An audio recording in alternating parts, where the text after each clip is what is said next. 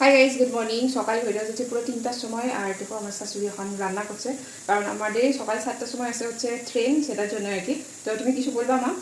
বলবো না। এত সময় তুমি কি করছো? আমি পুরো সারা রাত ঘুমাইনি। শুইতে আমাকে দিলো, আমি এখন দিয়ে রান্না করাইতেছে। এখন আমি রান্না করবো, এনে বসে। আমি তো সব কিছু বেকিং করলাম, ওইটা তো তুমি করবা না না?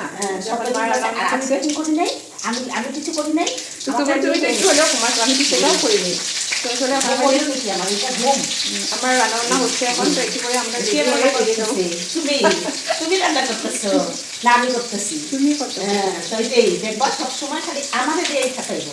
হ্যাঁ, আমি করতে থাকো আর নামটা। ঠিক আছে, তুমি করো।